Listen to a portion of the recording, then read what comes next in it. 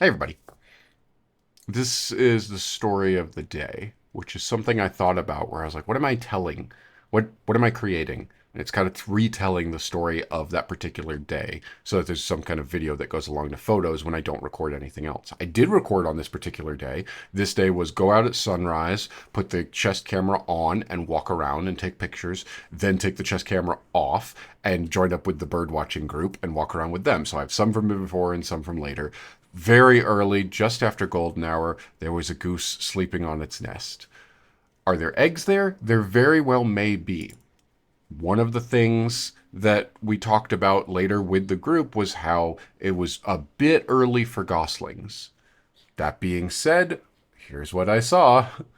A different pair out there with some goslings. They were the very first that I certainly first that I had seen this year, and everybody I talked to about it, it was either their first or like very close to it, and they were like, these ones are very early. It takes usually a little bit longer for them to get going.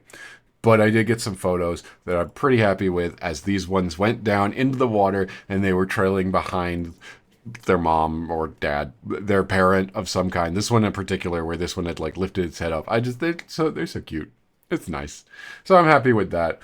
But the story of the day kind of evolves around one or two main topics that we have here. Two new birds that I had not seen before, maybe a third. Goslings are cute. But if we're going to focus on the ones for this, we're going to talk about something I'd never seen before. And I'm actually curious. I'm not going to rewatch it because it would I have other things to do and it would take some time, but I am curious. There is a part where I am walking around and I'm recording on the chest mount and I walk by a field on the right. It's pretty grassy, and I'm curious if they are there in that because I miss them entirely, which does not surprise me. I miss a lot of things. That's kind of why I'm doing a lot of meeting up with experts in this and going around guided tours with people who know far better. We're out there and we're looking, and I looked at the field, and I'm guessing I just went, that's geese. Cool. Very far away. Not worth taking a picture of. Didn't bother to look through the binoculars, I guess? Not sure. But we see this. Somebody else does. On the second go around, I still miss it. Somebody else is like, now hold on. What's out there? And this winds up being a new species entirely for me, a life bird, lifer. There's a lot of terms for it. For several other people there as well. But for me, yes. I'd never seen these. I missed them. I'm curious if it's on the recording. I'm not going to go back and watch it. I wonder if it can be spotted. They're so far away, and the chest mount is a very wide angle, so I kind of doubt it. But, like, yeah. White faced ibis. I had never seen these before. I'd never heard of them before. You can't really see. These photos are not great. I've got several here. You can see that they are, out in the field. They've got their heads down mostly here, so I really can't tell, but it counts, and I could see them better here. I took a minute, looked back, tried to see. I got these. They're not great.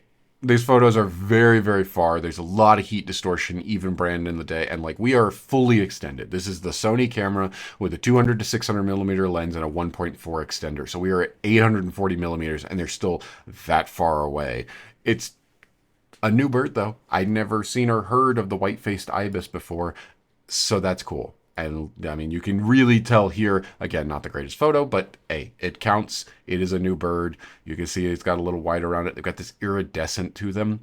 The story that kind of came out of this from what everybody's thinking, we are, like I said, this is the 2nd of May, and pretty much every time we go out, we're checking to see, because we're in migration, there are websites that are tracking roughly how many birds are flying overhead overnight for migration every night.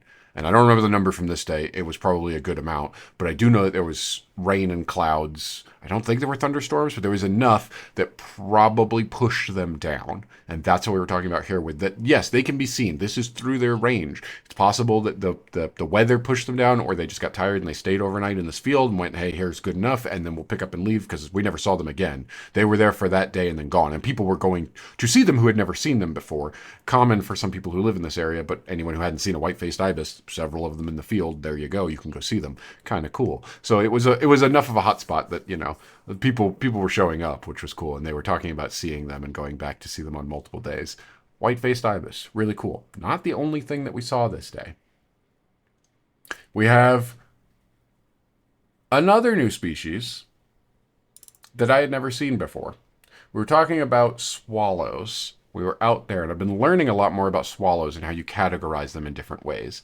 I didn't realize there were so many. I believe there are 6 you can see in Colorado.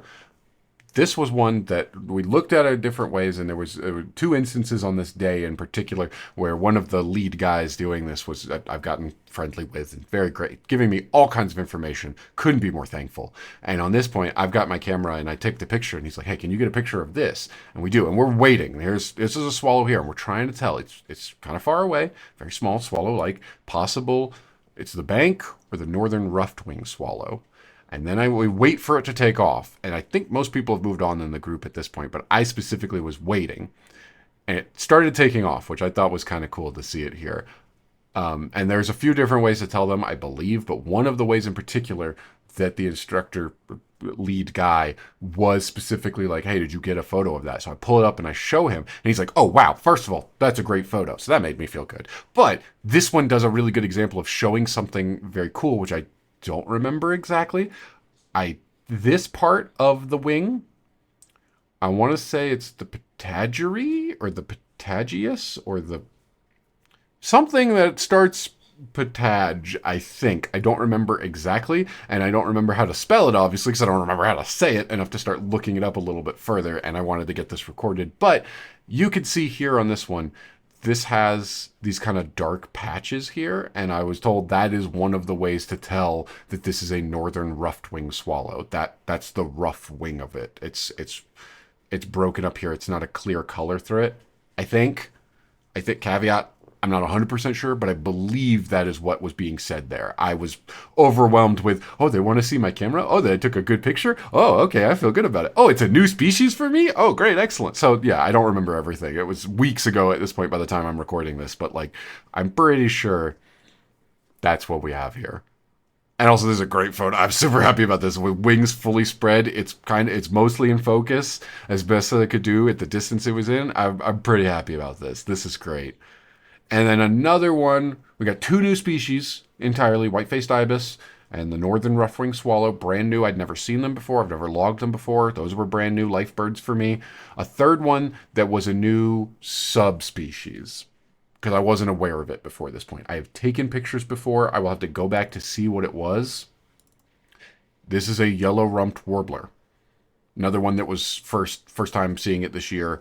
And this one, the things that stand out from what we were looking in the book is this white on the chin, got a white eyebrow here that you can't really see in this photo.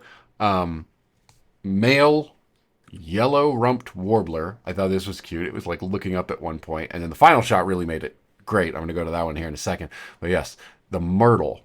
That was one that we were looking around, we saw it, and they were able to identify. I checked in the book when I came back. The myrtle subspecies. There's also the Audubon subspecies, and then they will hybridize. They will breed together, and then you get mixes of both, and it becomes harder to tell. But I thought this was cool. When I edited this photo, I didn't even notice it until I was recording the Patreon version of this, where I was going through and really taking the time to look at it, and I realized, oh, this isn't actually, it was moving from one branch to another. Like, this is still the same branch, right? So, like, we've got these ones coming out. It was here, and then it was there. And this thing was playing hide and seek with us. It was a lot of us trying to get a good look at it and not being able to because it was hiding in there, and then this was the moment where it really, like, came out and was here, and I managed to get some pictures of it while it was out, and I was just really happy that, like, I thought it had moved to a branch up here, and then I realized there is no branch up here. This is it, like, jumping between, but just one wing is extended, and it's actually like it is not touching anything. It was just jumping from one point to another. But you can see the eyebrow a little bit better here, and you can see it's really cool. So that was neat. I was happy about this too, the way that the wing was extended, because you don't really realize just how light their wings are, and somewhat translucent a bit. Just a bit of them, kind of, when you see them. It's cool. So yeah, story of the day, two new birds entirely, two new species I'd never even seen, and a third was a subspecies that I'd never recorded before, but now I have listed separately as the myrtle yellow-rumped. Warbler, comma, yellow-rumped, parentheses, myrtle. There we go. Bye, everybody.